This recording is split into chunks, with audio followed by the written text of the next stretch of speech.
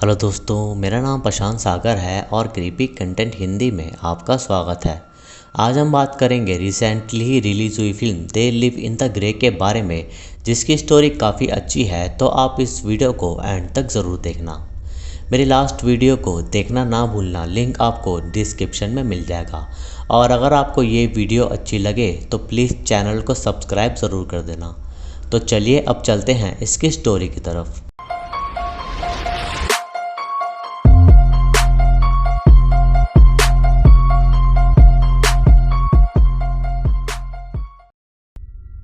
तो फिल्म की शुरुआत में हम क्लेयर और पीटर नामक कपल को देखते हैं, जो अपने 9 साल के बेटे के जाने की वजह से काफ़ी दुखी थे।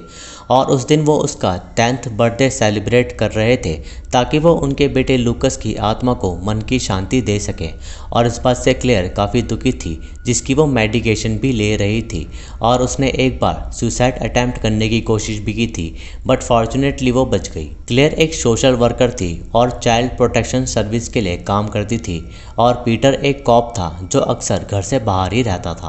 क्लेयर के अंदर एक खास पावर थी कि वो घोस्ट को देख सकती थी।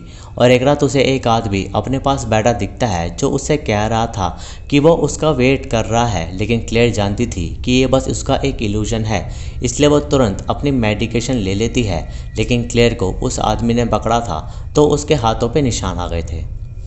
एक दिन क्लेयर के पास एक छोटी बच्ची सोफ़ी का चाइल्ड अब्यूज़ केस आता है, जिसके सिलसिले में वो सोफ़ी की फैमिली से मिलती है, जिसमें सोफ़ी के साथ उसके पेरेंट्स गाइस और ऑड्री थे। उसी दिन क्लेयर सोफ़ी के फेस पर एक स्क्रैच नोटिस करती है और उसे लगता है कि उसे उसके पेरेंट्स ने हर्ट करा है। लेकिन ऑड्री उसे कहती है कि सोफ़ी स्केट बोर्डिंग करते वक्त गिर गई थी। फिर क्लेयर सोफ़ी से अकेले बातें करने की कोशिश करती है, जिसमें वो दोनों एक दूसरे को जानते हैं। और क्लेयर ऐसा इसलिए कर रही थी ताकि सोफ़ी उसके साथ कंफर्टेबल हो जाए। और तभी सोफ़ी उसे घर में मौजूद एक घोस्ट के बारे में बताती है, और तभी वहाँ क्लेयर को एक प्रेजेंस फील होती है। लेकिन वो बस क्लेयर का एक इल्यूजन था, और इस बात से क्लेयर काफ़ी डर जाती है। तो वो ये केस उन्हें वापस कर देती है, क्योंकि ये केस क्लेयर हैंडल नहीं कर पाएगी। लूकस के जाने के बाद क्लेयर कुछ भी अच्छा फील नहीं करती, और जब पीटर उसके साथ टाइम स्पेंड करने की बात करता है तो क्लेयर उसे मना कर देती है, और वो अपने ही ख्यालों में खोई रहती है। कहानी फ्लैशबैक में जाती है और हम देखते हैं कि लूकस क्लेयर के साथ टाइम स्पेंड कर रहा है। लेकिन तभी क्लेयर को वहाँ एक एंटिटी दिखती है, जो कि एक बूढ़ी औरत की थी। और उसे देखकर क्लेयर काफ़ी डर जाती है। लेकिन लूकस समझ नहीं पा रहा था कि क्लेयर के साथ आखिर क्या हुआ है। उस रात जब क्लेयर ट्रैश फेंकने जाती है तो उसे बाहर एक अजीब सा आदमी दिखता है, जो उससे खाना मांग रहा था। और तभी क्लेयर उससे काफ़ी डर जाती है, क्योंकि वो आदमी क्लेयर का डोर ज़ोर ज़ोर से पीटने लग गया था।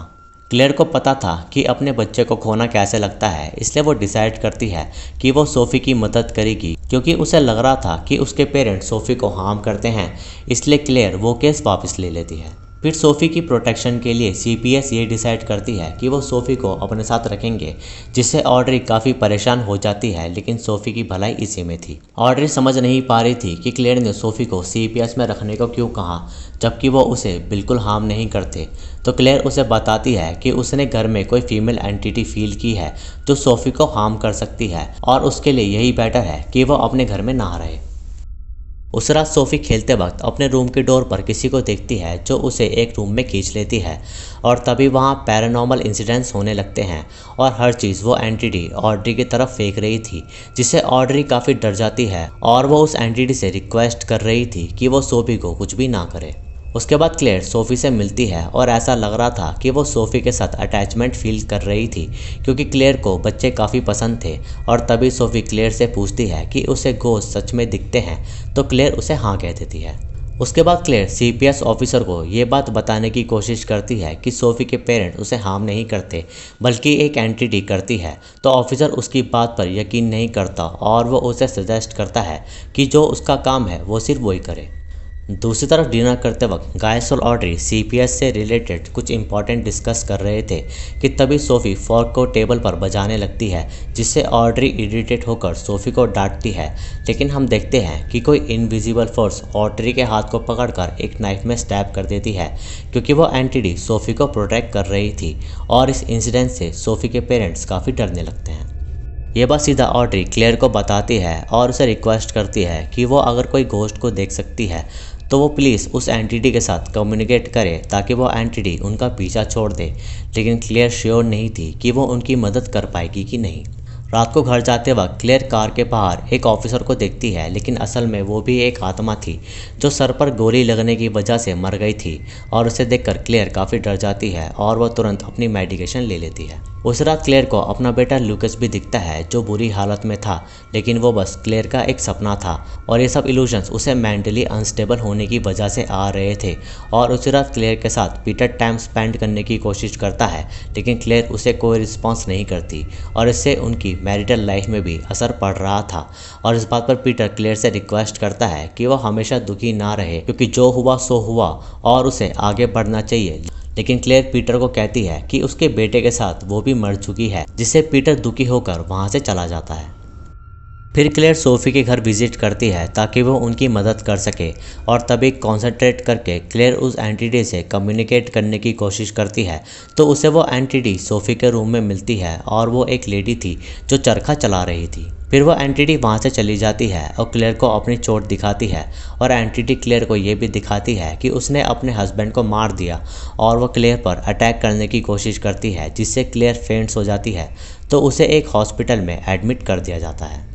वहाँ उसका ख्याल रखने के लिए पीटर था और उसके जाने के बाद पास में ही लेडी उसे अपने हस्बैंड के बारे में बताती है कि उनके जाने के बाद वो भी टूट गई, लेकिन समहाउ उसने जीना सीखा।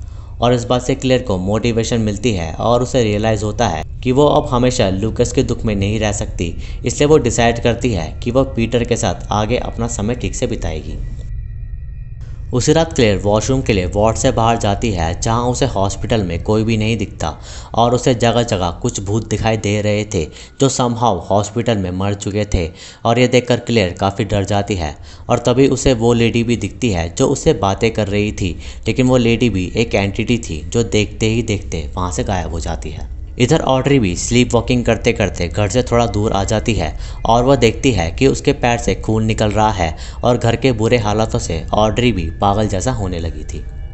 उसके बाद क्लेयर सीधा ऑड्री से मिलती है तो ऑड्री उसे पूछती है कि उसके बेटे के साथ क्या हुआ, तो क्लेयर उसे बताती है कि एक दिन लूकस स्कूल से घर वापस आ रहा था, लेकिन वो रात तक नहीं पहुंचा और वो लोग 3 दिन तक उसे ढूंढते रहे और एक दिन वो उन्हें खेतों के पास मरा मिला और इन्वेस्टिगेशन से पता चला कि उसे किसी कार ने ठोक दिया, जिससे लूकस की डेथ हो गई। तभी ऑड्री उससे पूछती है कि वो उनकी मदद क्यों कर रही है, तो क्लेयर उसे बताती है कि अपने बच्चे का खोने का दुख कैसा होता है वो जानती है और वो नहीं चाहती कि कोई भी माँ ऐसा लाइफ में फेस करे, इसलिए वो ऑड्री की मदद करती है ताकि वो एंटिटी सोफी को कुछ भी ना करे। उसी रात क्लेयर को वो एंटिटी अपने घर में दिखती है जो उससे कह रही थी कि उसे ऐसा करना पड़ा और ये देखकर क्लेयर काफ़ी डर जाती है। अगले दिन सीपीएस डिसाइड करती है कि वो क्लेयर से ये केस वापस ले लेगी क्योंकि इस केस से वो हॉस्पिटलाइज भी हो चुकी थी, लेकिन क्लेयर उन्हें कहती है कि वो ऐसा ना करे नहीं तो वो सोफ़ी को बचा नहीं पाएगी। लेकिन सीपीएस को ये बातें बेतुकी लगती है, इसलिए वो अपना डिसीजन नहीं बदलते और इस बात से क्लेयर काफ़ी परेशान हो जाती है। फिर क्लेयर उन्हीं खेतों पर पहुंचती है जहां लूकस की डेड बॉडी मिली थी और वहां उसे लूकस की स्पिरिट दिखती है और वो दोनों वहां अपनी लूलाबाई गुनगुनाते हैं। घर पहुंचकर क्लेयर अपनी दवाइयां फेंक देती है और अपना बेड क्लोसेट से निकाल लेती है क्योंकि डर के कारण क्लेयर क्लोसेट में सोती थी।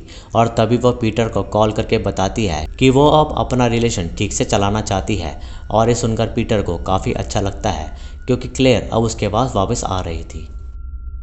उस रात पीटर का वेट करते करते क्लेयर के पास वो एंटिटी आती है और उसे एक विजन दिखाती है कि उस एंटिटी ने अपने हस्बैंड को मार दिया क्योंकि उसके हस्बैंड ने अपने बेटे को जान से मार दिया था और अपने हस्बैंड को मारकर उस एंटिटी ने अपने हाथ की नसें काट ली और उसने सुसाइड कर लिया। साथ साथ वो क्लेयर को ये भी दिखाती है कि ऑड्री सोफ़ी को सच में हार्म करती है और वो एंटिटी सोफ़ी को प्रोटेक्ट करने के लिए ऑड्री को डरा रही थी ताकि वो सोफ़ी को परेशान ना करे, क्योंकि उस एंटिटी को भी पता था कि बच्चे को हार्म करते देख कैसा फील होता है। तभी क्लेयर सीधा सोफ़ी के घर जाती है जहां वो एंटिटी उसे कुछ दिखाने की कोशिश कर रही थी और वहां ऑड्री ने अपना आपा खोया हुआ था और वो क्लेयर को गन दिखाने लगती है। ऑड्री का रिलेशन असल में गैस के साथ ठीक नहीं था, इसलिए वो उसे धमकी देती है कि वो सोफ़ी को मार देगी, लेकिन उसे रोकते वक्त वो गोली गैस को लग जाती है। तभी क्लेयर ऑड्री को पकड़ने की कोशिश करती है ताकि वो सोफ़ी को हार्म ना करे, लेकिन हाथापाई में ऑड्री स्टेयर से नीचे गिर जाती है और वो बेहोश हो जाती है।